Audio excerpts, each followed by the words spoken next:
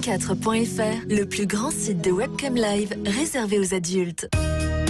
14h-16h, Brigitte Lahaie, Sud Radio. Bonjour à tous, nous sommes ensemble durant ces 2 heures. Nous parlions hier des adolescents. Eh bien, on peut faire le lien avec l'émission d'aujourd'hui parce que le sujet du jour, eh bien, ça concerne pratiquement tous les adolescents. Et oui, nous allons parler de l'éjaculation précoce et en effet, presque tous les hommes au début de leur vie sexuelle vont être éjaculateurs précoces. Et j'ai envie de dire merci à nos ancêtres. Et oui, il semble bien que les premiers humains ne perdaient pas de temps lors de leurs ébats sexuels et il faut dire que la survie de l'humanité en dépendait sans doute beaucoup.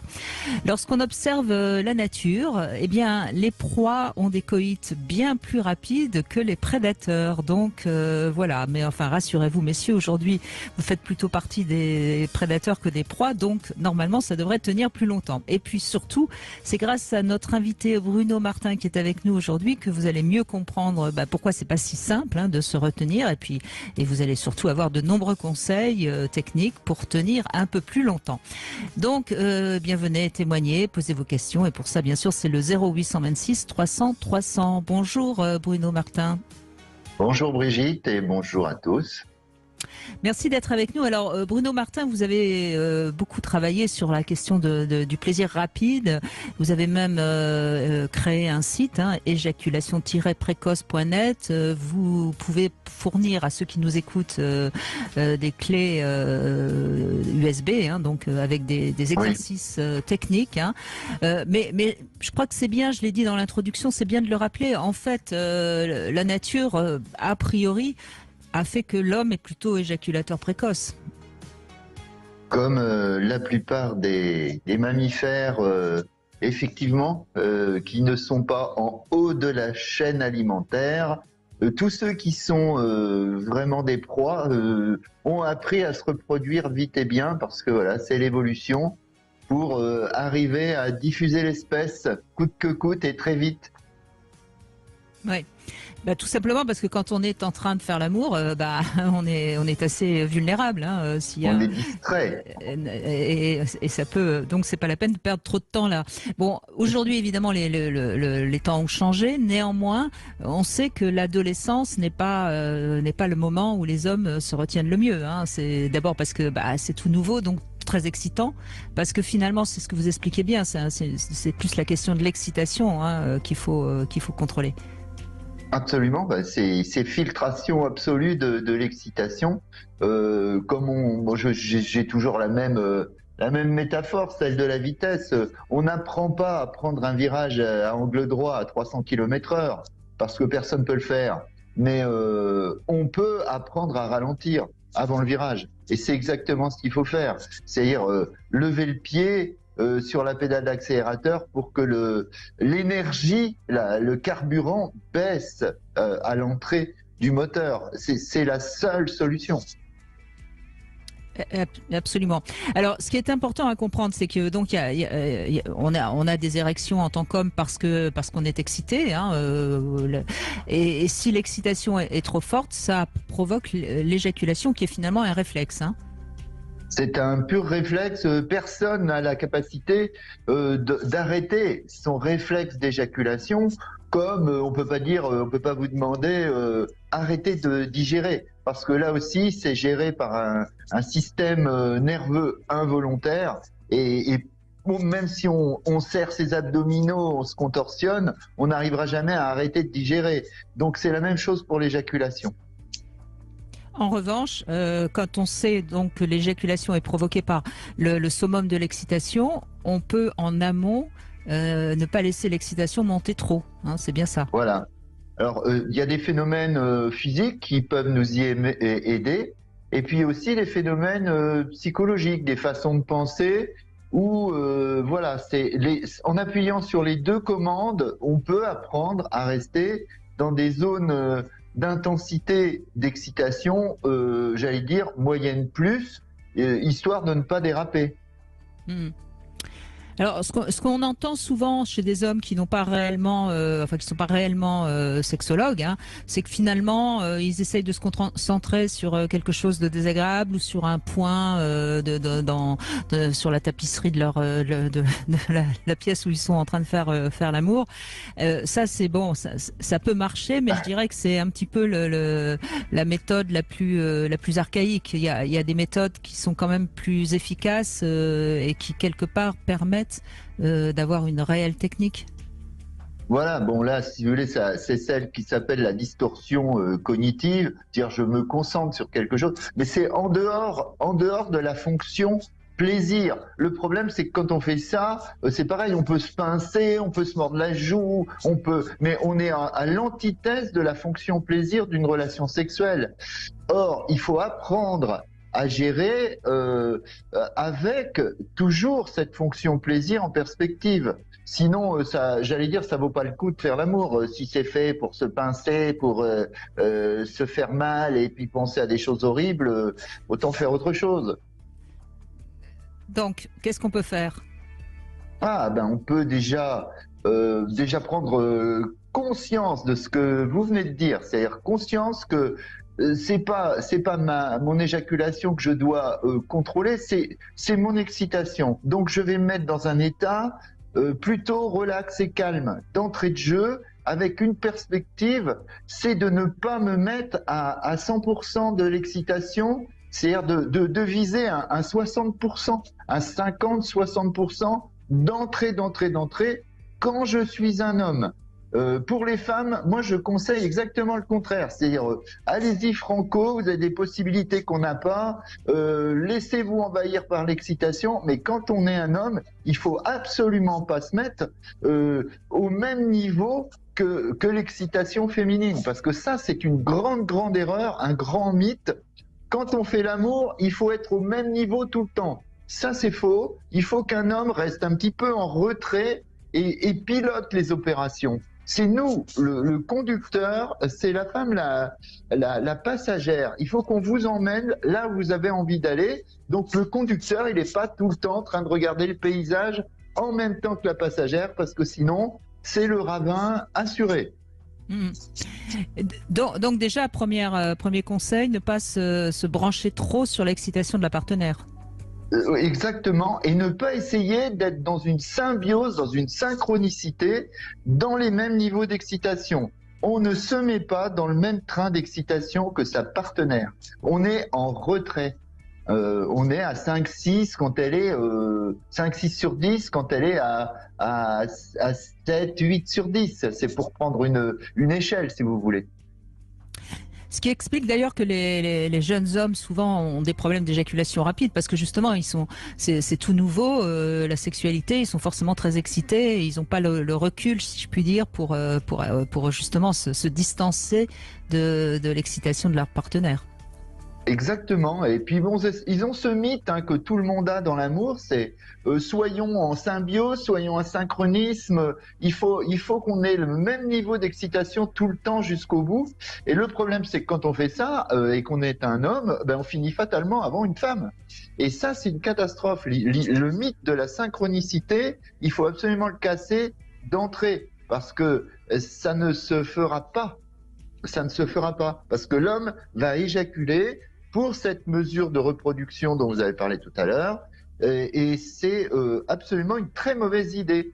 Il faut qu'on prenne nos distances et qu'on joue de notre corps comme d'un outil ou un accessoire au service du féminin, tout en recevant une dose d'excitation très satisfaisante, mais sans vouloir se gaver, se suralimenter en appuyant sur l'accélérateur à fond tout de suite. Eh bien, c'est ce qu'on va voir avec vous maintenant. Donc, vous nous appelez sur Sud Radio 0826 300 300. Dans un instant, c'est Florent qui va d'ailleurs nous raconter que quand il était plus jeune, c'était moins évident. Et puis, si vous avez des soucis, vous avez besoin de conseils plus précis, n'hésitez pas à nous appeler. Ce qui est intéressant aussi, et je vous invite à nous appeler si c'est le cas, on peut avoir des moments où ça va mieux, des moments où c'est plus difficile, et parfois c'est important aussi de comprendre pourquoi à tel moment, avec telle tel partenaire, eh bien ça va mieux ou moins bien. 0826 300 300, on se retrouve dans un instant. 11h-16h, Brigitte Lahaie, Sud Radio. C'est en compagnie de Bruno Martin que nous vous aidons à être de meilleurs amants, parce que c'est vrai quand même qu'une des qualités de l'homme, c'est d'être capable de garder l'érection le temps nécessaire, qui n'est pas évidemment le même pour tous les hommes et pour toutes les femmes.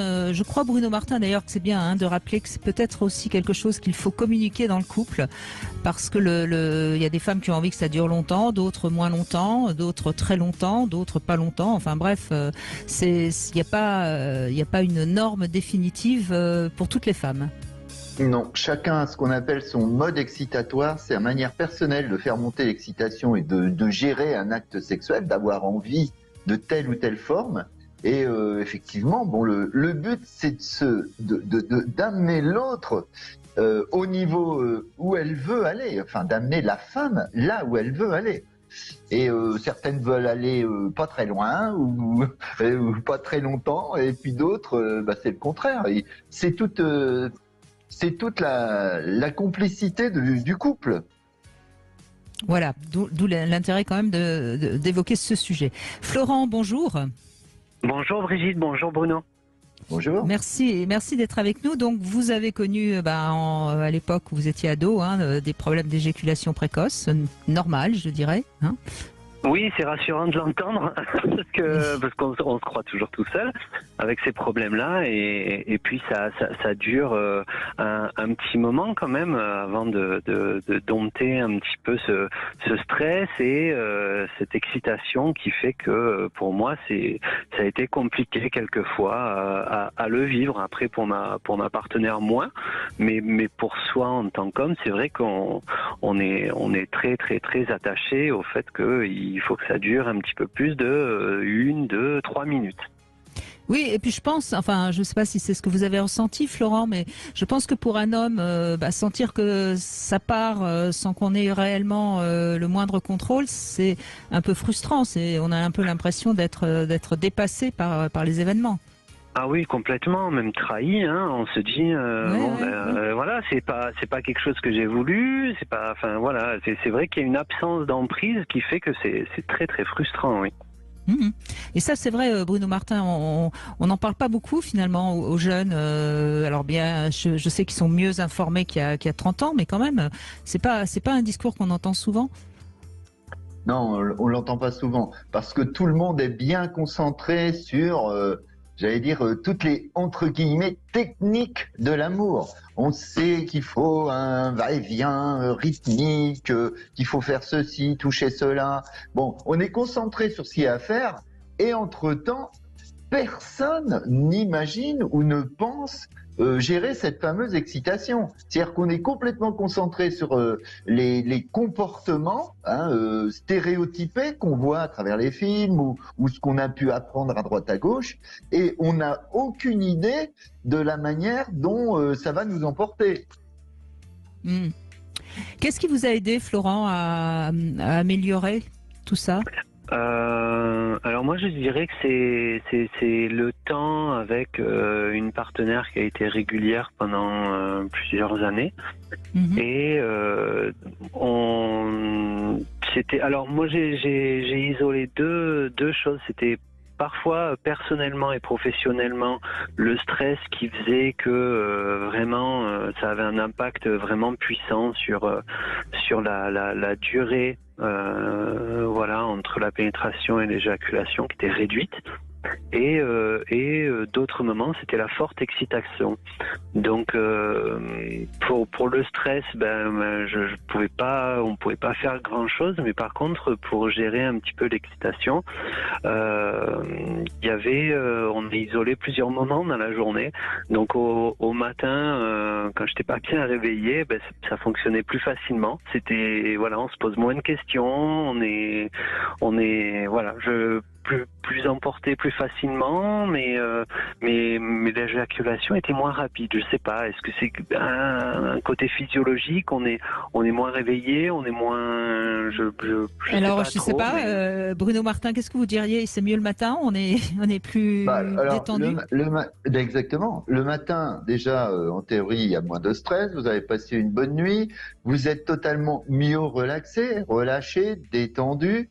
Vous êtes encore un peu dans les vapes, c'est-à-dire pas complètement obsédé, concentré sur une seule et même idée. Donc vous réunissez un peu tout ce qu'il faut en période autre pour pouvoir faire la même chose. Mais vous le réunissez d'une manière un peu accidentelle, j'allais dire. Voilà, parce que c'est le matin. Oui. Alors du coup, ces matins-là, je laisse ma partenaire être à l'initiative et bon, nous les hommes, on est toujours favorables. Hein. Enfin bon, je vais pas parler pour tous les hommes, mais moi, la porte est toujours ouverte. Voilà. Oui. Pour d'autres moments, pour gérer l'excitation plus dans la journée ou le soir, lorsque le climat le permet, je demande à ma partenaire qu'elle se déshabille en partie pour m'habituer un petit peu parce que D'accord, c'est-à-dire que on mange avec les yeux et voilà, c'est pour faire baisser un petit peu le niveau d'excitation, ne pas tout découvrir d'un coup et ne pas être envahi et m'habituer un petit peu et avoir pas une certaine normalité de la nudité ou de ce côté, mais ne pas y aller graduellement. Oui, c'est intéressant. Vous vous habituez à la voir nue, du coup, vous n'êtes pas excité quand elle est nue. Moins. C'est une façon de. Oui.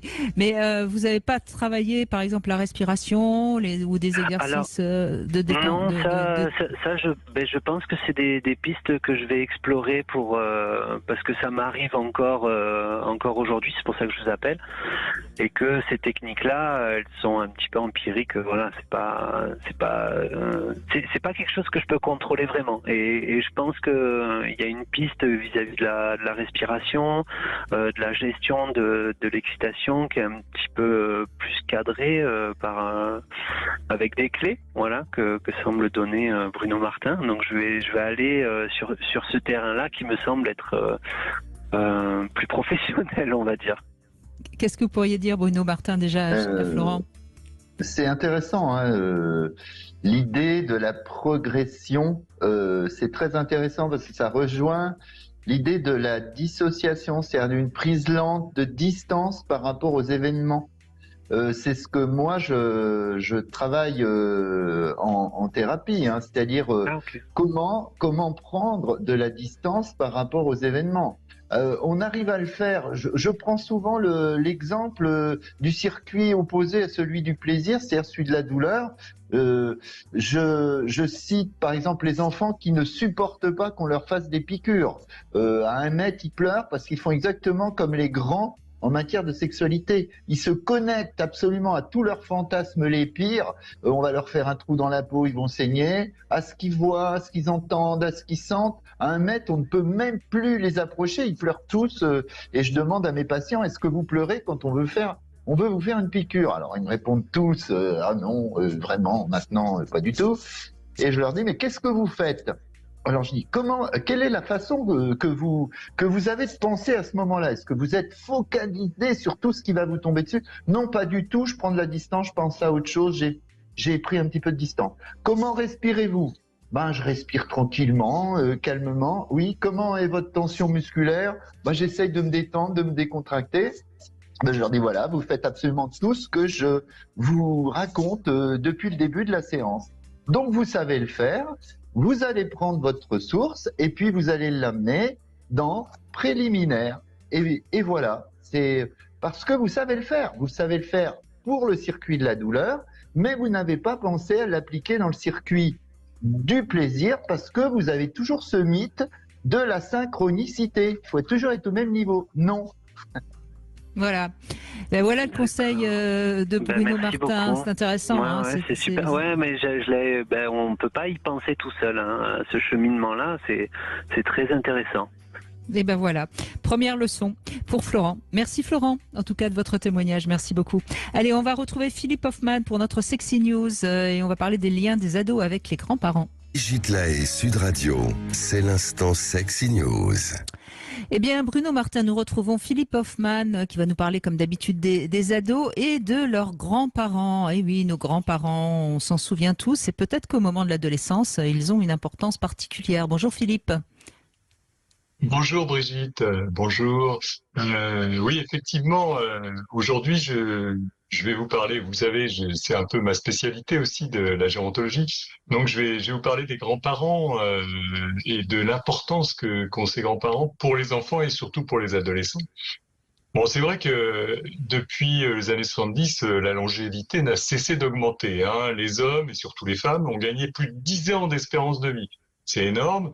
Et donc, du coup, les petits-enfants ont eu la chance d'avoir des grands-parents tout au long de leur existence et surtout s'ils sont proches et parce que bon dans nos sociétés jeunistes on n'aime pas trop les vieux hein, mais par contre on supporte bien la figure vénérée des grands-parents, c'est une belle figure à condition que ils correspondent aux clichés, vous savez, de solidarité, de proximité, de complicité avec les petits enfants. Pas toujours le cas dans nos sociétés modernes, mais enfin ça marche quand même encore un peu. Alors, c'est vrai que les grands-parents, ils sont fascinés par la génération toute neuve qui arrive là. Pour eux, ça incarne la trace, la transmission de l'histoire familiale. D'ailleurs, tous les papis-mamies, ils arborent leurs photos craquantes, vous savez, qui garnissent leur téléphone portable. Et ils trouvent des ressemblances physiques ou de caractère. Et ainsi, l'enfant, il commence à s'inscrire dans une trace généalogique. Mais de nos jours, avec les familles recomposées et autres, c'est pas forcément le marqueur des liens du sang ou de la génétique qui compte. C'est beaucoup plus le lien affectif, surtout s'il est fiable et durable, qui fait que l'on fait partie d'une famille ou qu'on est exclu de cette famille. Donc, la relation aux grands-parents a de nombreux avantages. D'abord, sur l'évolution des enfants et puis et aussi des ados, bien sûr. Tout d'abord, c'est une relation de plaisir, sans contrainte de l'éducation. Les seniors, ils sont plus à l'aise, ils rattrapent leurs erreurs, ils profitent du plaisir d'une compagnie vitalisante alors qu'ils vieillissent eux-mêmes. Et les enfants, Oui, alors, ils et sont puis gâtés. ils ont surtout pas la responsabilité des parents à éduquer les enfants. Ils ont une plus grande liberté au fond, les grands-parents. Bien sûr, c'est tout à fait formidable. C'est fini cette responsabilité infernale qu'ont les parents et cette culpabilité aussi que se traînent tous les parents par rapport à l'évolution de leur enfant. Donc là, on va les gâter, on va leur pardonner leur colère, leurs petits travers, et puis surtout, on va prendre du temps avec eux pour rire, jouer, explorer, découvrir. Et donc, ça, c'est important pour les enfants parce qu'ils n'ont pas toujours le temps avec leurs parents qui sont pris par les contingences de le faire. Et donc, les enfants qui vivent ça, ils s'identifient à ces grands-parents. Et puis, en plus, les parents, des fois, ils en rajoutent. Ils disent, ah, toi, t'es aussi têtu que ton grand-père. Et au fil du temps, cette relation, ça devient intense. Et puis, ça structure une part de leur responsabilité et de leur personnalité aussi. Quand ils deviennent plus grands, vers 12-13 ans, ça change. Parce que, bon, c'est très bien, j'en parle souvent, les grands, là, les prix d'autonomie, d'affirmation de soi, et puis parfois d'un peu de bêtises, ils trouvent un terrain idéal pour s'exprimer, là. C'est plus facile de rouler les vieux dans la farine hein, que ses parents, parfois. Et puis, c'est une manière de se sentir tout puissant, de braver toutes les générations d'adultes, y compris les parents de mes parents. Alors, c'est vrai qu'après d'une décennie de garde, les grands-parents qui étaient dynamiques, ils ont pris un coup de vieux. Ils sont plus aussi alertes. Alors, les ados, ils en profitent. Ils les bousculent un peu, ils en abusent, ils fument en cachette, ils sortent en douce, ils passent leur temps sur leur smartphone, ils traînent au lit, ils parlent pas ou alors carrément ils répondent brutalement. Enfin, toute la relation magique de l'enfance, elle disparaît un peu. Et le contact devient fuyant. et les ados ont d'autres priorités, en particulier celle d'être avec les copains. Donc, ça rend triste tout le monde. Les grands-parents, ils sont pas toujours à l'aise pour assurer tout ça, et donc ils pensent peut-être que ça y est, c'est fini, quoi, cette relation essentielle qu'ils avaient avec leurs petits-enfants.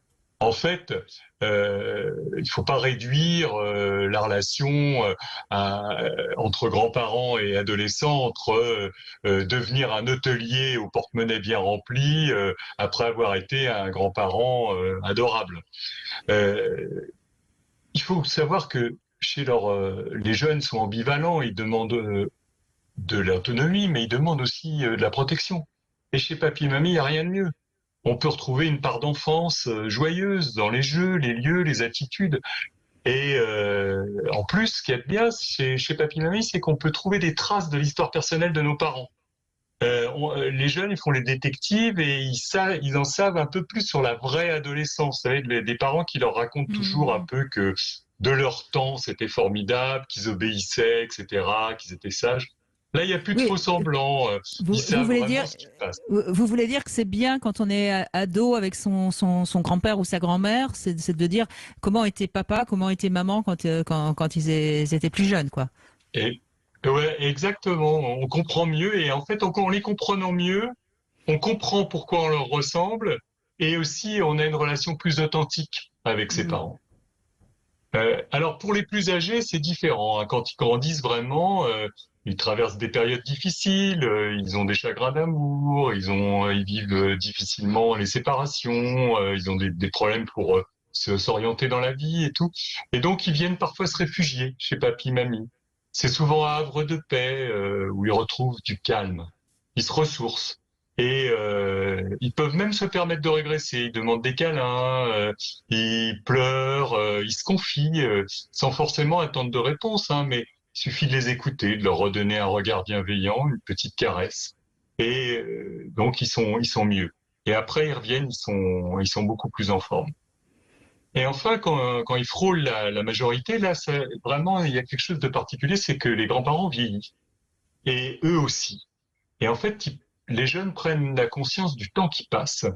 Et ils sont plus proches, en fait, de leurs grands-parents. Ils leur donnent des conseils, ils vont plus souvent les voir, et ils les aident même. Et ça, c'est formidable.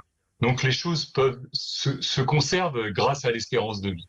Et la dernière chose que je veux dire, c'est que malgré l'espérance de vie galopante, hein, on est mortel. Et il y a tout souvent un des grands-parents qui va décéder un jour. C'est un choc violent pour tout le monde, mais c'est aussi la première fois que les jeunes sont réellement confrontés à la mort. Et donc, c'est une expérience émotionnelle essentielle. Et ça rapproche tout le monde. Et donc, les angoisses de séparation, de perte dont on souffre tous plus ou moins, hein, seront relativisés entre les ressentis d'avoir été rejetés dans les fantasmes et la réalité d'avoir perdu un être cher. Donc je vais conclure une chose, c'est que si vous avez la chance d'avoir des parents disponibles pour être grands-parents, ne vous laissez pas emporter par des ressentis ou des conflits qui datent souvent de votre adolescence et qui vont pénaliser vos enfants, qui vont être privés d'un soutien formidable. Grâce à cette relation, tous les aléas de la vie que vont traverser vos enfants, eh bien, seront beaucoup plus acceptés parce qu'ils auront été nourris affectivement plusieurs fois et ils pourront rebondir plus facilement. Merci Philippe Hoffmann. Vous voulez réagir, Bruno Martin ? C'est évident que les grands-parents, les parents, toute cette filiation sont hyper structurants, modélisants, et on voit bien que tous ceux qui dérapent dans l'existence ont eu des accidents dans cette trajectoire-là.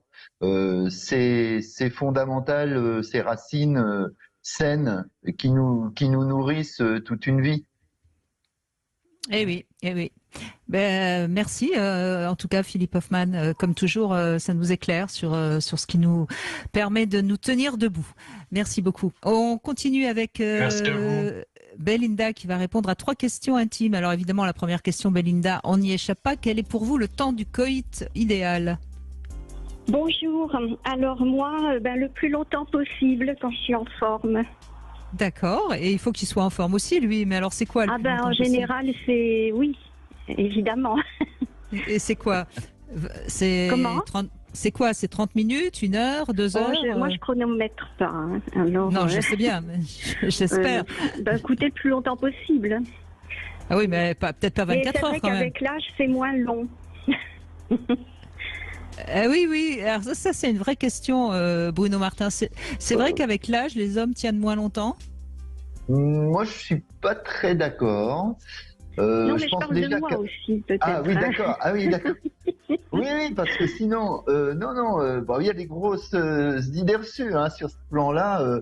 Moi, je crois qu'avec l'âge, en théorie, les gens, que ce soit bon, des femmes ou des hommes, se connaissent mieux et arrivent à des performances qui peuvent être parfois supérieures, notamment en temps, bon, peut-être aussi en qualité. Et moi, je crois vraiment à l'expérience et au raffinement et la culture de l'érotisme qui va mieux et plus haut avec l'âge. Franchement, Oui, tant qu'on est c'est en bonne vrai que santé. de prendre Tant qu'on est son en bonne temps. santé. Prendre son temps, c'est très important pour moi en tout cas. Et les préliminaires et tout, et pas être chronométré comme ça, rapidement, tout ça. Oui, avoir le temps pour prendre du bon temps. Voilà. Bien. Deuxième question, est-ce que vous avez un bon rapport à la masturbation, Belinda? Eh bien, je m'y suis remise à la masturbation. C'est bien, c'est Voilà. bien. Et pourquoi vous aviez arrêté? Ben, je crois que j'avais déjà parlé sur l'antenne. J'ai fait un arrêt sur image dans ma sexualité. Évidemment, je ne suis pas toute jeune, mais je ne suis pas vieille. J'ai beaucoup de désirs, je me sens jeune, mais c'est mon corps qui a du mal à suivre.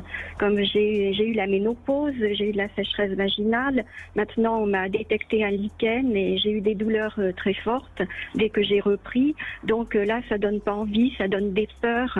Et comme monsieur est psychanalyste, il doit comprendre que, évidemment, quand on a mal, on appréhende le rapport. Mais Ça, c'est avant, clair. quand tout allait bien, j'aimais bien tout et tout allait bien. Aujourd'hui, j'ai ces soucis et j'ai pas un partenaire régulier. Et plus on a des problèmes et plus il y a de la distance. Alors, j'essaye de travailler là-dessus. Mais c'est bien de vous remettre à la masturbation, ça vous réhabilite quand même avec votre corps. Grâce à vous, parce que j'avais découvert votre émission il y a quelques années et c'est comme ça que sinon peut-être je me serais endormie sur moi-même. Et le plus beau, c'est que c'est très paradoxal chez moi parce que j'ai un physique plutôt jeune, plutôt sexy et l'intérieur de mon corps ne suit plus. Et ça me rend très malheureuse. Et j'appréhende les rapports et voyez, la dernière fois, ça s'est très mal passé parce que j'ai fait une hémorragie. J'ai été voir la gynécologue et elle m'a dit vous avez du lichen. Alors, elle ne m'a pas expliqué. D'ailleurs, je vais refaire un diagnostic parce que là, je suis pas sûre du diagnostic. J'avais mis Oui, des bien crèmes, sûr. Et il fallait peut-être pas en mettre. Et puis, il faut poser des questions que vous compreniez bien Écoutez, ce que vous c'est avez. malheureux à dire, je pousse un coup de gueule aujourd'hui sur Sud Radio parce que quand vous allez Allez-y. chez les docteurs actuellement, vous êtes considéré comme un bout de viande. C'est bon, vous allez me dire, il y a saturation, bon. Mais quand même, moi, vous voyez, elle m'a asséné ça, elle m'a donné une ordonnance que je n'ai pas prise. Elle ne m'a rien expliqué. Je me suis retrouvée dehors, allez, fais ton chèque. Et après, alors j'embête tout le monde, les pharmaciens, d'autres docteurs. Je pose des questions à droite, à gauche. Et quand on n'est pas dans le métier de la médecine, qu'on ne connaît rien, on est là avec ses peurs, avec ses angoisses. On ne sait plus trop. On est considéré, au lieu de considérer la personne comme un tout. Mais voyez, bien sûr, mais voilà. évidemment, Et ça, vous avez c'est raison. vraiment embêtant. Bruno Martin, qu'est-ce que vous pouvez dire justement à Belinda parce que oui, vous êtes c'est une psychosomaticien. oui, mais ça, c'est vraiment une excellente remarque. Les médecins ne sont pas responsables de tout parce que ils sont peu nombreux, les spécialistes, ils n'ont pas de temps à consacrer à ça. Et moi, je rajouterais une chose, c'est qu'ils n'ont pas, dans le domaine de la sexo, tant de compétences que ça. Autant ils sont géniaux dans leur domaine, autant quand on commence à élargir le sujet, et Dieu sait si un médecin déteste être mis devant des questions dont ils connaissent pas la réponse. Ils ont horreur de ça, alors ils tapent en touche. Moi, je l'ai effectivement. Certains gynécos n'hésitent pas à vous orienter vers des sexologues parce que voilà, ils passent le relais à des gens qui connaissent. Ensuite, c'est la même chose avec l'urologie et par exemple tous les problèmes liés aux opérations de la prostate ou à la prostate chez un homme. Moi, j'ai des tas de personnes qui... Oui, mais revenons sur le lichen pour Belinda, Bruno. Il faut simplement effectivement qu'elle se traite malgré tout, et parce que ça, effectivement, ça peut être facteur de dyspareunie, de douleur, etc. Il faut absolument traiter le fond physique parce que la sexualité fonctionne chez un être humain, quel que soit l'âge, si la santé est derrière. C'est la clé de la sexualité, c'est la base. Il faut absolument se traiter et effectivement ne pas hésiter à aller se renseigner, mais vraiment en sexo pur pour connaître les mécanismes et toutes les alternatives qu'on peut avoir. Parce qu'effectivement, c'est pas chez certains spécialistes qui doivent voir beaucoup de gens et qui sont pas fatalement au courant de la sexo que vous allez avoir les réponses. Bon. Bah écoutez, merci Belinda de votre coup de gueule parce que je crois qu'on peut, enfin moi je suis d'accord avec vous, je crois qu'on peut vraiment comprendre qu'actuellement il faut revenir à une médecine qui s'intéresse aux patients et non pas à une partie simplement de son corps.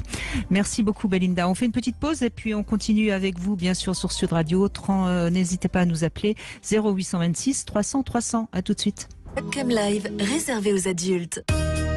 14h-16h, Brigitte Lahaie, Sud Radio. Et nous revenons sur le plaisir rapide avec Bruno Martin qui est avec nous. Je rappelle que vous avez votre site éjaculation-précoce.net sur lequel on peut trouver beaucoup de conseils et de renseignements justement sur cette question. Merci David de témoigner. On en parlait, j'en parlais à un moment donné dans l'émission sur le fait que on peut par certaines fois avec d'autres partenaires ou même la même partenaire mais pour des raisons différentes perdre un petit peu sa capacité à se retenir et c'est un petit peu ce qui vous arrive, je crois, David. Hein, bonjour. Oui, bonjour, tout à fait. Je suis en couple donc depuis 6 ans et je suis avec une partenaire avec qui ça s'est super bien passé pendant les 2 premières années, juste avant la découverte d'une endométriose sévère. Et donc des nouvelles coutumes, des nouvelles habitudes et apprendre à faire l'amour rapidement pour éviter trop de douleur. Et du coup, aujourd'hui, cette endométriose a été en grande partie soignée suite à une opération. Et puis malheureusement, les habitudes ont fait que j'ai beaucoup de mal à revenir à une sexualité normale. Alors que suite à une petite séparation de quelques mois, il y a un peu moins d'1 an, j'ai eu d'autres partenaires avec qui ça se passait comme ça se passait avant, quoi. C'est-à-dire des relations de 40 minutes à 1 heure, 1 heure et demie. Mais quand je me suis remis avec ma femme, j'ai repris mes habitudes de 2 à 3 minutes. Alors, on en a parlé dans une de vos émissions il y a quelques mois et je tiens à dire que suite à votre émission, et aux réflexions qui m'ont été faites, j'en ai reparlé avec mon épouse. Il y a un beaucoup mieux. Il y a un beaucoup mieux. C'est-à-dire mais c'est pas encore ça. Vous n'avez pas retrouvé votre capacité à tenir comme avec une autre femme ou non, pas. Mais j'en suis loin. Oui. Je sais pas avec qui j'étais ce jour-là, mais je suppose qu'on vous a dit 2 choses. D'abord, il y a toujours le côté cognitif dans la sexualité. Une fois qu'on a pris l'habitude de faire quelque chose, on a tendance à y revenir. Et c'est notre cerveau qui est presque automatique à ce moment-là. Et puis il y a certainement quelque part, vous devez tenir à cette femme et vous n'avez pas envie de lui faire mal. Et cette peur de lui faire mal doit quelque part vous stresser et donc vous faire éjaculer trop vite, je suppose. C'est ce qu'on vous avait dit. Bruno Martin, vous confirmez, j'imagine. Oui, je pense qu'il y a un conditionnement qui s'est installé comme un réflexe, des comportements réflexes. Maintenant, moi je pense que on parlait de relations sexuelles normales. Je pense qu'il faudrait, c'est un petit conseil que je vous donne, sortir de la relation sexuelle normale et peut-être recommencer à jouer à des jeux qui soient beaucoup plus simple, des jeux d'excitation entre vous deux, progressifs, avec des petites pénétrations qui soient pas complètes. Si on commence à A, on finit à Z, pouvoir se retirer, rejouer ensuite, pour éviter le stéréotype, si je commence, je dois finir et je dois tout faire bien, parce que c'est le meilleur moyen de se prendre les pieds dans le tapis. Voilà, vous avez tellement envie de bien faire avec votre épouse que je crois que vous avez perdu, ou vous perdez vite votre détente et votre naturel. Tout à fait. Donc il faut revenir à des choses plus simples. Oui, donc essayer de changer un peu la manière de faire l'amour, de faire des pauses, peut-être de la pénétrer un petit peu, arrêter, reprendre, pour déconnecter, si je puis dire, de cette habitude que vous avez mise en place et vous voyez ce qu'on veut dire ? Oui, bien sûr, tout à fait. Et puis on essaie. Bon là, il faut repartir aussi dans des jeux, repartir à des endroits, des extérieurs, des choses un peu plus fun, parce que c'est vrai qu'on a quasiment oublié de faire, en fin de compte, c'était, comme on en parle tous les deux, c'est de l'hygiénique, entre guillemets. Ouais, c'est devenu trop sérieux quelque part, oui.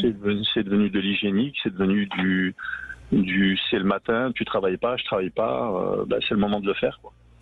Et c'est plus de quand j'en ai envie. Bon, après, c'est vrai qu'entre les enfants et puis les gens qui vadrouillent dans notre maison, on a du mal à faire ça dans des endroits autres que le lit quand on est à la maison. Mais c'est vrai que là, depuis votre émission, on essaye de faire des week-ends, on essaye de partir un peu, on essaye de se retrouver dans des endroits autres que la maison. Et c'est vrai que depuis, je sens un mieux. Je sens un mieux dans ma tête et je sens un mieux dans ma sexualité, parce que c'est vrai que je me sens énormément coupable de ne pas pouvoir l'amener au plaisir à chaque fois. Ouais. Oui, mais ça, vous y êtes pour rien, parce que, encore une fois, une relation sexuelle, ça se fait à deux. Et je crois qu'il faut pas autant, c'est jamais 100% la faute de l'un ou de l'autre. Donc la culpabilité, non, je crois qu'il faut vraiment la laisser de côté, David. Vous faites ce que vous pouvez, hein. Oui, mais bon, après, c'est vrai que, étant, entre guillemets, un mâle alpha, on va dire, un grand gabarit et de tout ça, c'est vrai que je me sens diminué. Alors que quand je suis avec une autre partenaire, c'est moi qui mène le jeu, c'est moi qui m'arrête quand j'ai envie, qui commence quand j'ai envie. Si j'ai envie que ça dure, ça dure. Et avec ma femme, je perds tous mes moyens. Alors c'est vrai qu'il y a les sentiments qui sont très présents, qui rentrent en ligne de compte. C'est vrai qu'il y a le fait de ne pas vouloir lui faire mal qui rentre en ligne de compte. Mais je la sens des fois très demandeuse et malgré tout, je n'arrive pas à me retenir. Mais c'est parce que vous avez trop le stéréotype classique du rapport sexuel, excitation, érection, pénétration, éjaculation. Moi, je préfère conseiller aux patients de rétrograder et de rejouer avec un seul mot d'ordre, un seul but, c'est jouer avec les excitations sexuelles pures et dures. On se fiche d'être en érection au bout de 30 secondes, 2 minutes, s'il faut éjaculer tout de suite ou dans 1 heure. Je veux dire, le but, c'est de retrouver des jeux d'excitation gratuites en toute sécurité l'un avec l'autre, et ça peut remettre au goût du jour tout un tas d'idées que peut-être vous n'avez jamais échangées ensemble. Parce que si vous fixez une performance... Et puis je crois, c'est parce que vous avez parlé de culpabilité, je crois David, que vous êtes devenu trop altruiste. Soyez un petit peu plus égoïste dans votre relation sexuelle avec cette femme, et puis vous prenez un petit peu plus les choses par rapport à vous-même, et ne soyez pas totalement centré sur elle. Je crois que c'est ça aussi qui pose problème actuellement. Bon, écoutez, suivez tous nos conseils et puis j'espère que ça va encore s'améliorer, David. Merci en tout cas de votre confiance. On va faire une petite pause avant les infos. Je vous donne quand même la devinette. Bruno Martin, quelle est la différence entre une pute et une honnête femme ? La réponse, c'est après les infos, bien sûr. 14h-16h, Brigitte Lahaie, Sud Radio.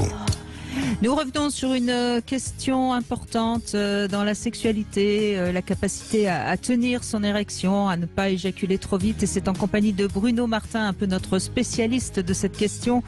Vous êtes le créateur de ce site éjaculation-précoce.net et je rappelle que vous pouvez envoyer aux auditeurs qui vont sur votre site un petit manuel, si je puis dire. Petite clé USB.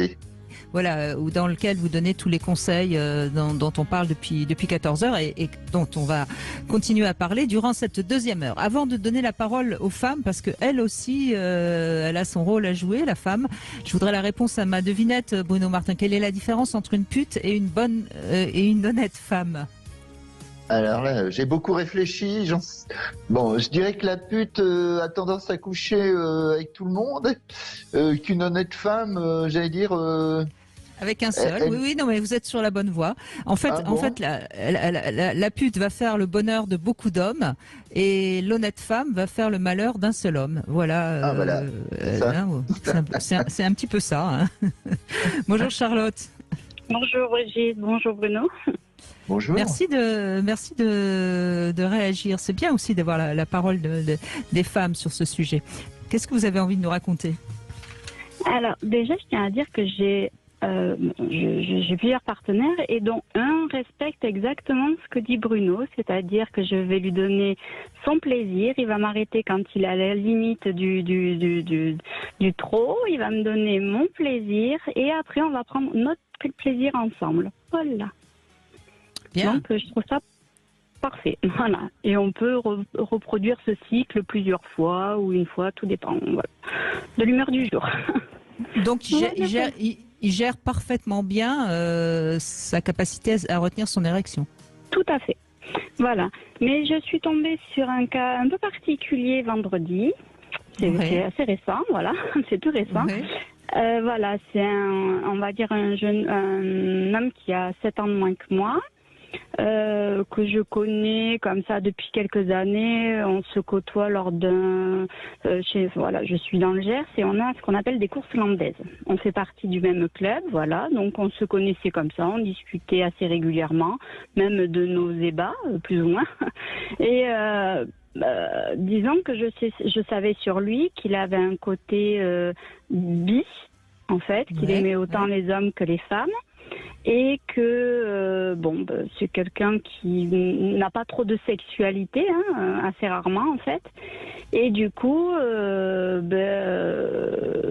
me suis laissée aller. Il a fait une petite proposition, allusion, et je lui ai dit oui. Voilà. Donc voilà. Et puis, au moment d'arriver à la pratique, j'étais vraiment très excitée à l'idée, mais pas d'érection. Aucune érection du tout. Et puis, il était un petit peu... il disait, j'y arrive pas. Je fais, c'est pas grave. C'est pas grave. Je fais, peut-être que j'aurais été un homme, ça aurait peut-être mieux fonctionné. Sur le coup, j'ai mis un peu d'humour, puisque je sais qu'il a ce petit côté penchant homosexuel. Et puis, je lui ai dit, mais c'est pas grave. Et puis, j'ai eu beau essayer de faire maintes et maintes choses... je pense qu'il était un peu trop obsédé dans l'idée d'avoir une érection et d'aller plus loin.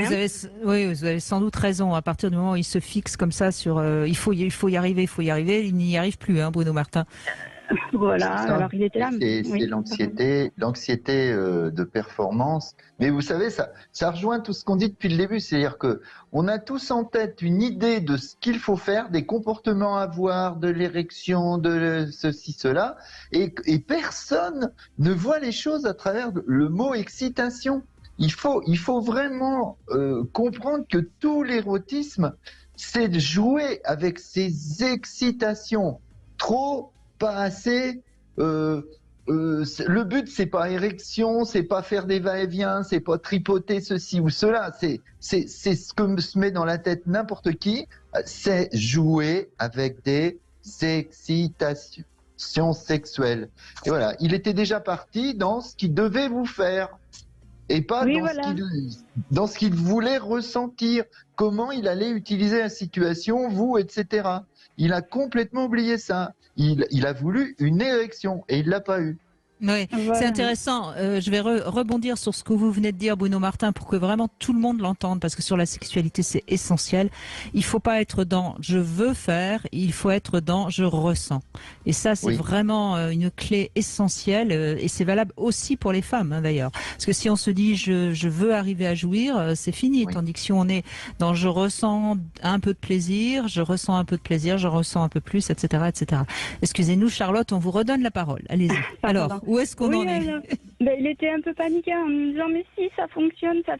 J'ai fait mais voilà, je pense qu'il était vraiment dans l'idée de me pénétrer. J'ai fait mais c'est pas grave, t'inquiète pas, c'est très bien déjà comme ça quoi, sans aller jusque là. Et puis bon, il a fini par du coup se masturber tout seul, qui a pris du temps pour arriver à l'érection. Et du coup, dès qu'il y est arrivé, il était tellement pressé justement de se mettre en position et que du coup, il a éjaculé avant même de pouvoir se mettre en position, le pauvre.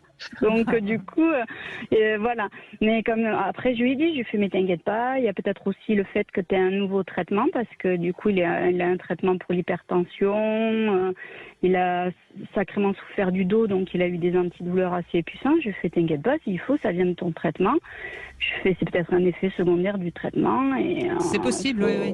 Faut voir avec le médecin si c'est une conséquence du traitement et je lui ai fait c'est pas grave, de toute façon ça reviendra, il n'y a pas de souci. Voilà. Je l'ai juste rassuré qu'on avait quand même passé un très bon moment, que voilà, pendant 1 heure, lui, je suis pas sûre. Hein.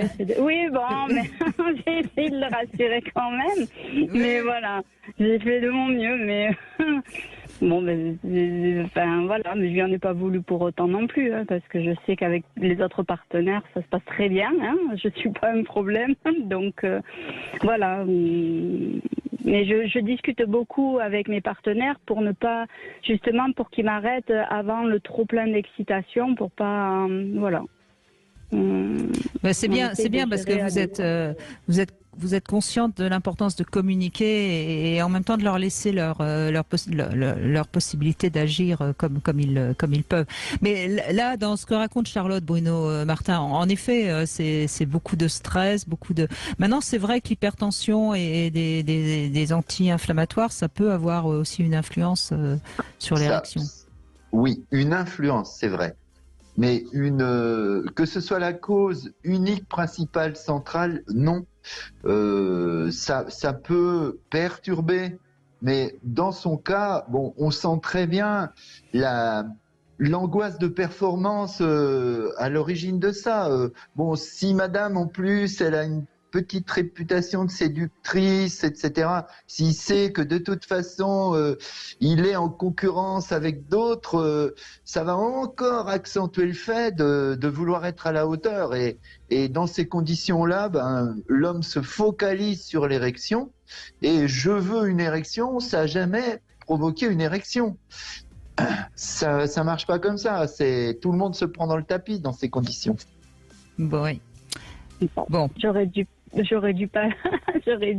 passer pour plus sainte que je ne suis alors. Non, mais c'est lui qui s'est mis un jeu d'équilibriste beaucoup trop élevé pour lui. Il aurait dû jouer avec vous tout simplement en étant lui-même et puis en acceptant de recevoir des excitations tranquillement, progressivement, sans se fixer un schéma prérequis qui l'a mis dans le mur. Parce que oui.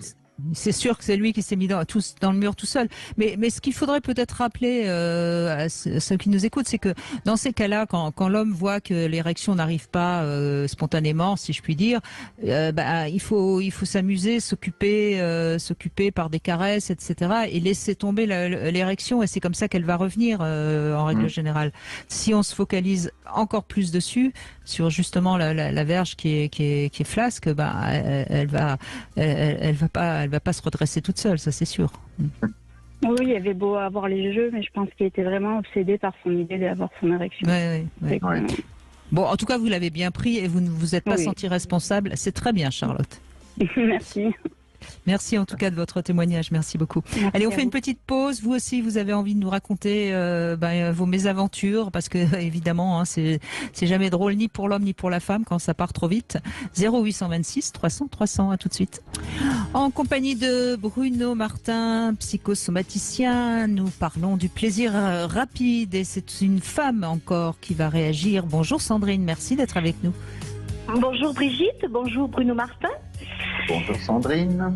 Oui, alors bon, moi je vais vous parler, mais moi j'ai pas eu beaucoup de partenaires dans ma vie. Mais c'est pas grave.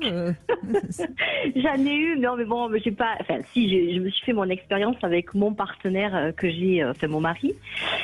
Oui, alors par rapport à l'éjaculation précoce, effectivement, on a eu, il a éjaculé assez précocement quand il était en état de fatigue ou de contrariété ou d'énervement, quand il a eu, moi je le prenais relativement, je le prenais très bien parce que je pouvais comprendre que c'était normal. Bon, alors lui il était très frustré. Alors avant l'éjaculation, bien sûr, il y avait on avait fait tout un préparatif, mais on se donnait du plaisir mutuellement. Alors, c'est vrai que j'ai tendance des fois à être un peu trop gourmande, mais au bout d'un moment, il était excité et ça partait très vite. Donc lui, il le vivait pas très très bien. Et moi, je lui disais tout le temps, écoute, c'est pas grave, écoute, ce soir, on remet ça ce soir. Voilà, c'était le matin, on remet ça ce soir, et ce soir, ça sera plus long. Voilà, je le prenais toujours avec beaucoup d'humour. Par contre, voilà, ça a duré quand même pas mal de temps. Alors c'est vrai que là, on a un âge, je dirais, ouais, quand on a fait 30 ans moi, je dirais que je suis entre deux. Je ne suis pas ménopausée, mais voilà, je veux dire, je suis en préménopause. Et c'est vrai que j'ai eu un petit souci avec mon périnée. Et c'est vrai que mes relations au niveau de la sexualité étaient un peu compliquées. Voilà. Bon, je lui en parlais pas parce que je voulais... et effectivement, donc à partir du moment qu'il y avait pénétration, ça me faisait mal. Donc on a joué là-dessus sur beaucoup de caresses, beaucoup, on a animé un peu. Et à partir de là, après, c'était, lui, il en pouvait plus. Hein, une fois, c'était, on a eu le temps, pouf, et puis il a éjaculé de suite. Et je me suis sentie un peu fautive parce que je lui ai dit, c'est pas ta faute, là, c'est moi, je suis pas très bien, voilà. Voilà, c'est un peu, ce que je disais, c'est que on est à un âge là, alors. On a peut-être, la femme, peut-être à ce moment-là, moi j'avais besoin à ce moment-là de plus de, je sais pas, de jeux, de caresses, beaucoup de sensualité, je sais pas comment expliquer les termes exactement.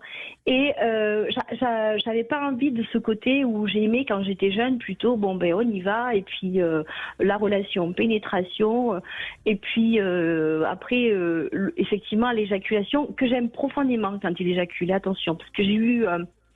un cas avant de connaître mon mari quand j'étais jeune, j'ai eu une aventure avec un gars où il avait du mal à éjaculer.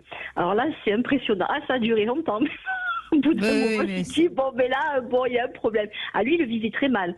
Et au bout d'un moment, nous aussi, la femme, au bout d'un moment, on comprend pas non plus parce qu'on aime ce côté où il est complètement excité, l'homme, et il est hors de lui. Moi, j'aime bien ce côté-là où il est complètement hors de lui à ce moment-là, de l'éjaculation. Voilà. Et voilà. Et je voulais savoir, justement, par rapport à ça, quand on a des problèmes comme ça, quand l'homme a des problèmes au niveau de l'éjaculation, à un moment donné, je me suis posé la question d'aller voir un sexologue ou pas. Bon, alors là, à combien de relations sexuelles qui ne fonctionnent pas, je sais pas. Alors, c'est vrai que là, on n'est pas très actifs en ce moment, mais on va dire dans le mois ou pas, d'aller voir un sexologue ou pas. Enfin, et après, essayer, nous, la femme, peut-être... Comment on pourrait écoutez Sandrine, je crois que à vous écouter, moi ce que j'ai déjà envie de dire, c'est que vous avez envie d'une sexualité un peu différente, il y a une sorte de lassitude. Donc ça c'est déjà quelque chose qu'il faudrait ensemble peut-être parler et voir comment vous pourriez faire évoluer votre sexualité. Peut-être que vous pouvez vous aussi vous poser la question de qu'est-ce que vous aimeriez qui change, qu'est-ce que vous aimeriez qui de nouveau dans votre sexualité. Après je donne la parole à Bruno Martin qui va peut-être aussi vous donner des conseils. Bruno? Bah, le conseil, c'est... Bon, déjà, il y a un constat, c'est que dans tous les couples, il y a ce qu'on appelle une usure perceptive. C'est-à-dire qu'au fil du temps, les mêmes choses entraînent moins d'effets. On se banalise l'un l'autre. Et si on veut que ça dure, il faut pouvoir jouer à échanger sur ce que l'autre attend de nous. Notamment au niveau sexuel, parce que je vous dis, ce qui crée le désir ou l'excitation, c'est la nouveauté, la diversité, le manque, la surprise, l'interdit, c'est tout ce qu'on n'a pas dans un couple. Donc si on veut renourrir tout ça, il y a des petites séances entre vous qui doivent être dédiées à aller plus loin dans les sources d'intensité sexuelle. Et parfois passer, même d'une manière brève, chez un sexo, ça peut tout à fait vous aider parce que quand c'est médiatisé par une personne tierce, extérieure, c'est plus facile à être orienté sur les bonnes questions. Même si c'est pas pour faire une thérapie de couple, c'est juste débroussailler un petit peu le terrain. Et ça vaut le coup, je crois. Oui, parce que c'est pas votre couple qui va pas bien. C'est juste il faut que vous retrouviez des nouveaux, un peu de piment dans votre sexualité. Et je pense qu'en effet, la tierce personne, elle va savoir poser les questions, parfois même qui dérangent, alors que tous les deux, vous avez peut-être peur de dire quelque chose qui pourrait blesser l'autre. Voyez, vous êtes peut-être... C'est-à-dire que c'est important parce que c'est un âge, je trouve 50 ans, est un âge un peu, on a construit une vie, enfin la vie continue, hein, je veux dire, bien sûr, des enfants qui sont grands, et là il faut en fait retrouver cette jeunesse. On a besoin de retrouver cette jeunesse, mais on a du mal parce qu'on a le corps qui est un peu fatigué. Voilà, non, Sandrine, il faut pas retrouver cette jeunesse parce qu'on retrouve jamais sa jeunesse. Ah voilà, c'est ça. Mais... J'ai tendance à être comme ça, à essayer de. Mais c'est l'erreur.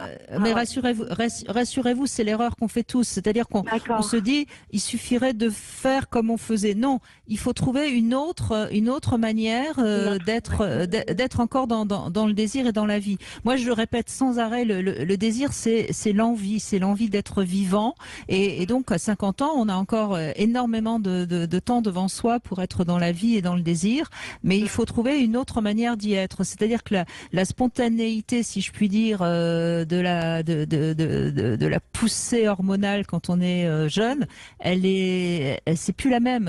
Mais en revanche, plus de lenteur, on en parlait d'ailleurs tout à l'heure, plus de lenteur, plus de caresses, plus de jeux, enfin je ne sais pas, hein, ce qui peut tous les deux vous aider, mais c'est comme ça qu'il faut voir les choses dans votre sexualité nouvelle en quelque sorte. D'accord, ok. Ouais, c'est vrai que moi j'aurais trop tendance à revenir sur toujours le passé et faire revenir sur cette jeunesse où on était, voilà, il me semblait, chaque fois je dis, on perd un peu, comme on dit, de souplesse aussi. Donc il y a des chances que et là je me dis, oh là, c'est pas possible. Et je râle un peu, ça me frustre un peu, mais à la fois je veux dire, peut-être que lui il ressent aussi, je sais pas. Enfin, c'est vrai qu'on en a vraiment, toujours on se met dans la pause en se disant, bon, on est fatigué. C'est parce qu'on a trop de boulot, ça ira mieux la prochaine fois. Voilà, on se pose pas plus de questions. Bon, c'est le côté peut-être positif de la chose, mais qui peut à un moment donné être perturbant, je dirais, à force. Donnez-vous des rendez-vous à des moments où vous ne serez pas fatigué, justement. Déjà. Oui. Il faudrait que je prenne des vacances, mais oui, c'est ce que normalement, là, cet été, on va prendre une semaine de vacances, mais, ça fait 7-8 ans qu'on part pas, parce que j'ai un métier, je suis je suis agricultrice, donc c'est dur, oui, bien sûr. Non, mais après, c'est pas.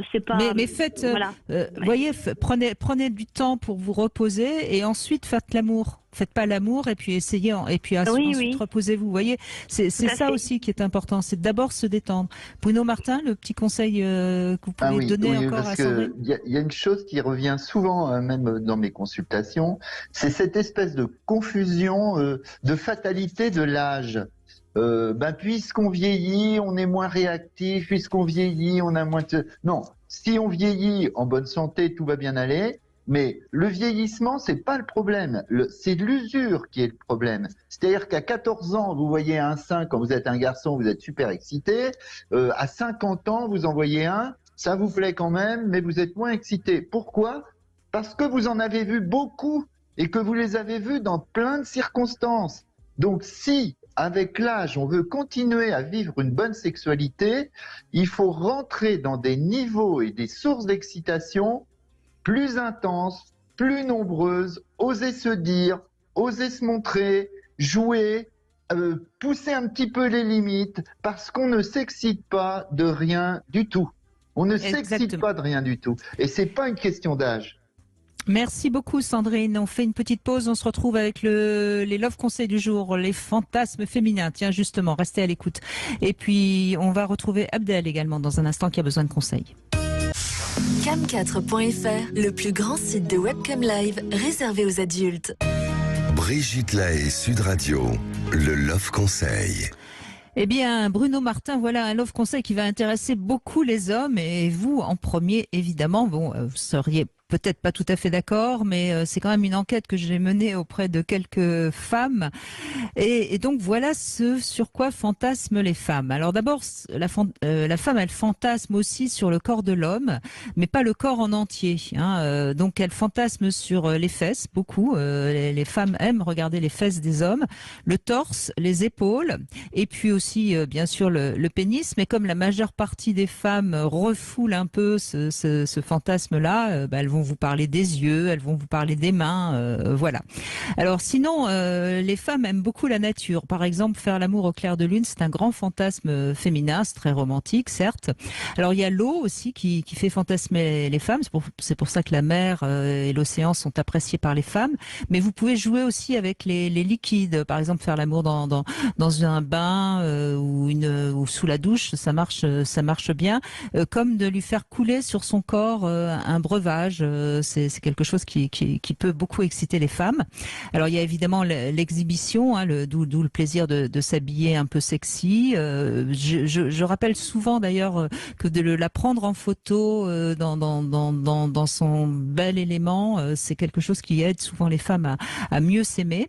Et puis alors il y a autre chose qui fonctionne bien dans la fantasmatique féminine, c'est les animaux. Mais attention, je parle pas évidemment de zoophilie. C'est pour ça qu'il y a eu à un moment donné beaucoup de jouets intimes qui étaient en forme d'animaux, mais donc vous pouvez jouer par exemple avec une peluche, vous ajoutez un nounours ou enfin je sais pas, n'importe quelle peluche dans vos ébats amoureux comme si c'était un tiers, ça peut ça peut exciter votre compagne. Et puis alors n'hésitez pas à rugir, faites le fauve, jetez-vous sur elle comme si vous étiez un tigre en pleine excitation, ça va vraiment ça peut vraiment exciter une femme. Alors il y a l'humour aussi qui va permettre alors c'est pas qu'elle fantasme sur l'humour les femmes, c'est parce que ça permet de désamorcer des inhibitions féminines qui sont souvent très fortes. Et puis le romantisme, c'est pas ringard du tout avec les femmes. Si vous la caressez par exemple avec une rose, enfin peut-être pas une rose parce qu'il y a des épines, mais avec une fleur, ça peut vraiment la faire fantasmer. Et puis bien sûr, il y a aussi le fantasme de soumission. Donc n'hésitez pas de temps en temps à être un peu dominant, voilà. Et puis ce que je voudrais juste pour conclure rappeler, c'est que les femmes entre elles parlent beaucoup de sensualité, des corps, des différents sens du corps. Donc n'hésitez pas, messieurs, à jouer dans tous les sens, avec tous les sens, voilà. Bruno Martin, vous avez peut-être d'autres choses à ajouter, mais c'est assez juste. Après tout ça, j'aurais du mal. On a vraiment fait le tour. Bon, là, c'est vraiment, on est aux limites du pro. non, c'est bien. Ah ben, je fais mon travail, Bruno Martin. Si notre auditrice juste d'avant, la précédente, Sandrine, alors là, elle a de quoi s'amuser. Voilà, et si vous voulez, vous pouvez le réécouter en podcast, ce Love Conseil, vous pouvez l'écouter sur notre chaîne YouTube, vous imaginez qu'il a dépassé les 800 000 abonnés, Bruno Martin, donc voilà, c'est fait pour ça aussi, on peut réécouter. Bon, en tout cas demain justement, on sera avec Fabrice Bach et on va essayer de mieux comprendre comment on peut communiquer sexuellement, et puis on verra aussi pourquoi on parle jamais de sexualité quand on se rencontre, voilà, mais tout de suite. On va essayer d'aider Abdel qui a envie de nos conseils. Bonjour Abdel, merci d'être avec nous. Oui, bonjour Princesse Brigitte. Bonjour Bruno Martin. Bonjour. Oui. Entre parenthèses, dans la continuité de votre love, franchement, moi, j'aimerais bien m'enlacer dans une piscine au chocolat. Une piscine au chocolat, mais ça va coller. Ouais, non, ça dépend de la température, le chocolat. Ah oui, je sais pas pourquoi, j'ai toujours ça en tête. Peut-être un jour je le ferai. Bah oui, pourquoi pas. Bah vous savez qu'il y a des jouets, enfin c'est pas des jouets d'ailleurs, il y a des trucs dans les boutiques de Love Shop avec du chocolat. Hein, je suis au courant, oui. Vous avez déjà utilisé, j'imagine, non? Non, pas encore. Eh ben alors. Ça viendra. Non, en fait, moi, vous avez répondu d'une certaine manière à pas mal de mes interrogations. C'est très intéressant et je remercie Bruno. Mais ça fait longtemps que je voulais vous joindre d'ailleurs. Mais moi, c'est vrai que je rencontre ce problème d'éjaculation parce que moi, je suis très chatouilleux et très sensible. Alors, je sais pas si c'est lié à cela. Et moi, comme vous savez, je suis de confession musulmane, donc je suis circoncis. Mm-hmm. Et je me dis peut-être que j'ai fait ça m'a beaucoup dérangé, quoi. Je me suis dit, pas dérangé, mais je me suis dit peut-être que c'est ça qui a fait que je suis très sensible, très sensible au niveau de l'acte en lui-même. C'est ma circoncision. Parce que moi, je pense qu'il a été un petit peu trop généreux, et donc ce qui fait que l'extrémité de mon appareil, quoi, le gland, il est beaucoup, voilà, ce que je veux dire. Et moi, j'arrive pas, par exemple, à me retenir, quoi. Alors, j'ai compris qu'il y a l'excitation, mais je n'arrive pas à comprendre qu'on puisse pas dissocier l'excitation de l'éjaculation. Mais apparemment, il faut que je réécoute l'émission parce que j'ai des éléments très intéressants là, dans tout ce que vous venez de répondre par rapport aux éditeurs précédents. Et je voudrais savoir, en fait, comment voulez-vous qu'on puisse ne pas éjaculer, comment dire, c'est vrai qu'on dit en dessous d'une minute. Bon, c'est vrai que moi je dépasse plus d'une minute. Mais je veux dire, comment voulez-vous le matin quand on se lève, on se fait une douche, franchement, je me sens tellement en forme. Même 2 fois parfois dans la journée qu'il suffit que juste je presse pas, moi je m'assure pas avec la main, mais je veux dire parfois ça se veut sortir tout seul, vous voyez ce que je veux dire, tellement que je suis sensible. Alors comment on pourrait expliquer cela, ce que je veux dire. Visiblement vous avez une libido au beau fixe comme on dit. Bruno Martin, qu'est-ce que vous pourriez dire à Abdel? Déjà, faut qu'il se rassure par rapport à la circoncision. La circoncision va faire que, au contraire, vous allez un petit peu calmer la sensibilité des récepteurs sensitifs du gland. Déjà, hein, parce que vous allez être beaucoup plus sensible quand vous avez un prépuce qui recouvre le gland, parce que votre zone du gland n'est pas habituée au frottement. Donc là, il faut pas chercher une solution ou une cause par là. Alors, on a fait aussi des tests pour savoir si certains hommes étaient plus sensibles que d'autres chez les éjaculateurs rapides, etc. On constate que, on est à peu près sur le même nombre de récepteurs sensitifs.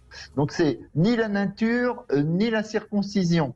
C'est vraiment ce que vous disiez tout à l'heure, c'est-à-dire, je n'arrive pas à faire la différence entre excitation et éjaculation. Je vois pas comment on peut relier l'excitation, on peut canaliser l'excitation. Eh bien, c'est tout le boulot du sexologue, c'est tout le boulot de toutes les thérapies comportementales qui vont vous apprendre les quelques éléments, les manettes respiratoires, tensionnelles, la pensée, tout ça pour apprendre à gérer l'excitation qu'on n'arrive pas à repérer de soi-même.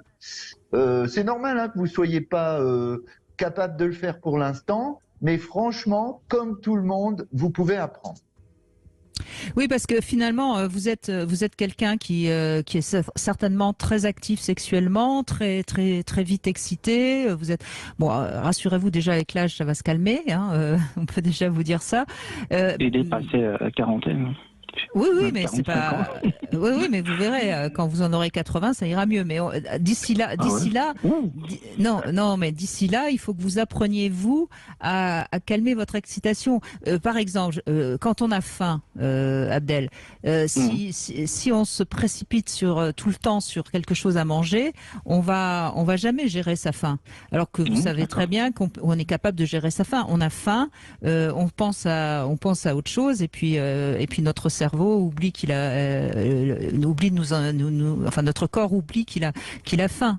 Et c'est vrai que je pense que vous êtes très axé sur votre excitation qui quand elle est là quelque part. Vous n'avez pas faux, Brigitte, c'est vrai. Je suis d'accord avec vous. Et quand elle est là, votre excitation, vous en êtes un peu esclave. Vous voyez ce que je veux dire? Exactement. Et c'est là où vous avez, c'est pas grave que vous soyez très excité, mais il faut penser un petit peu à autre chose, et puis ça va passer, et puis petit à petit vous allez vous rendre compte que vous êtes apte à la gérer, votre excitation, et plus vous allez réussir à la gérer, votre excitation, plus vous allez réussir à ne pas éjaculer pour un rien, si je puis dire. Parce qu'en fait, c'est ce qu'on disait en début d'émission, on éjacule, si on considère l'excitation de 0, donc 0, on a aucune excitation, à 10, eh bien, il faut savoir qu'on va éjaculer à partir du moment où on est à 8 ou 9.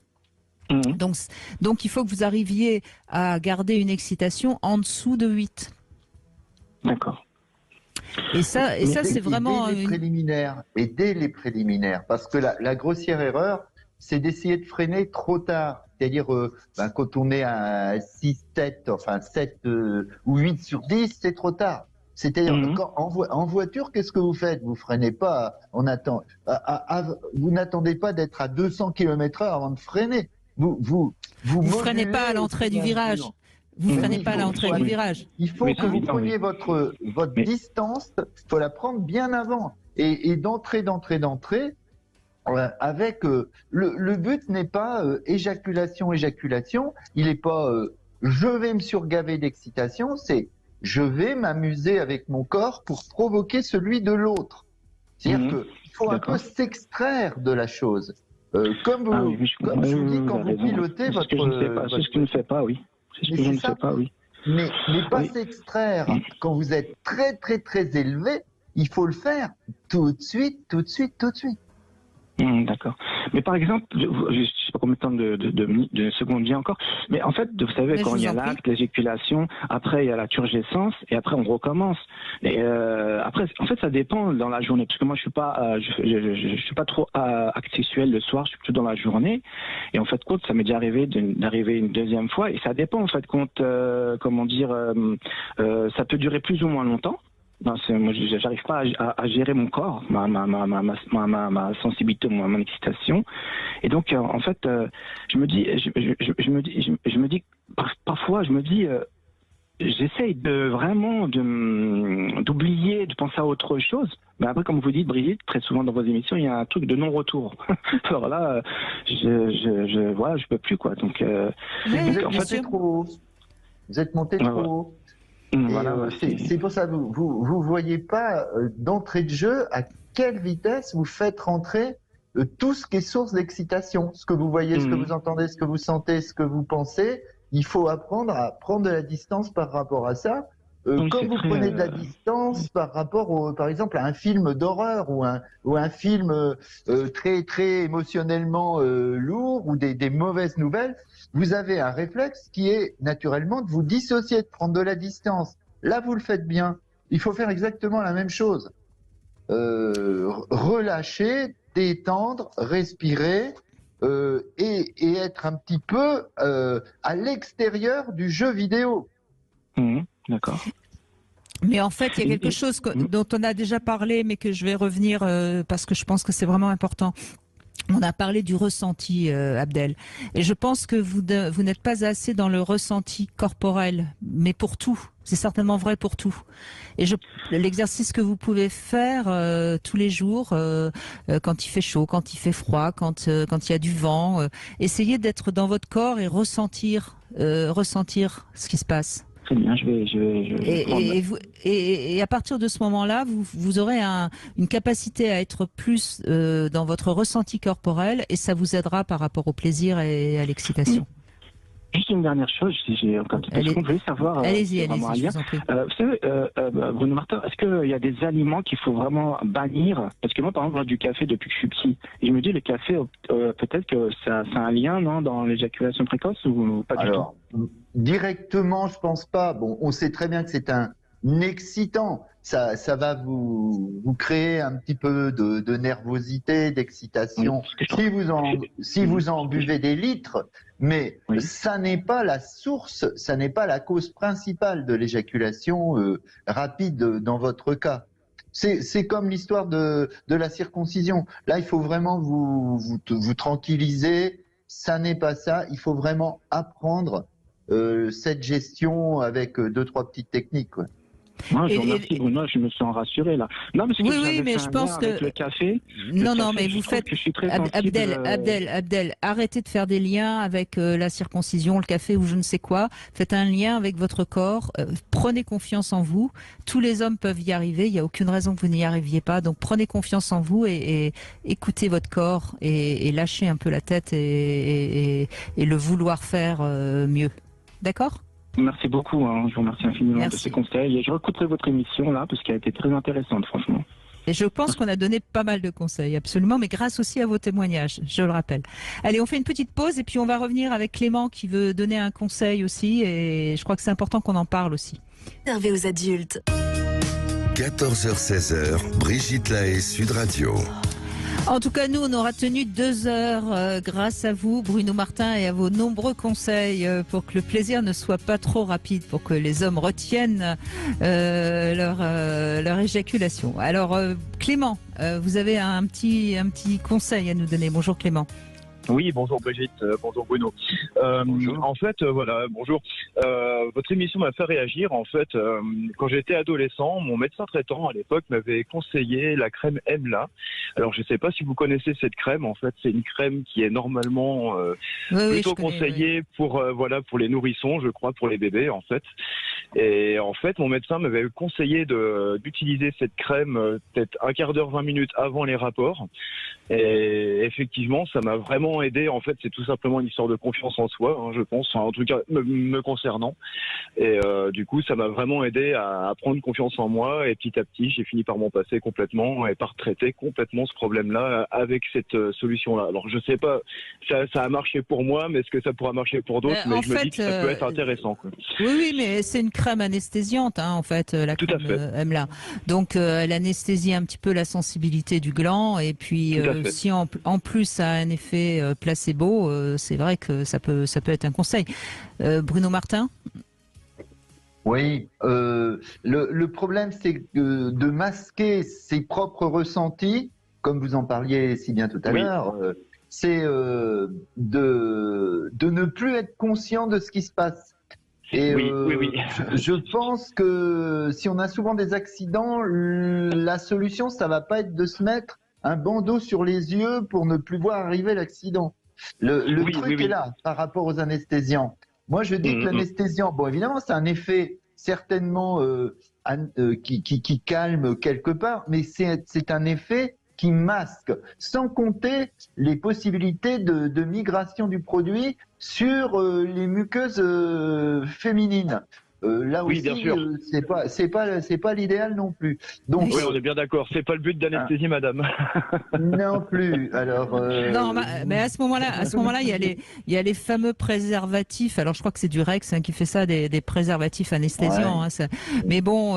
Mais moi, ça a été moins efficace sur moi et vraiment. Alors, je pense que c'est. Enfin, moi, ce qui m'a aidé, donc la crème m'a beaucoup aidé, mais c'est surtout, je pense que c'est même l'essentiel, c'est le dialogue en fait avec ma compagne en fait, parce qu'à chaque fois, je mettais les choses au clair en lui expliquant que j'allais me servir d'une crème.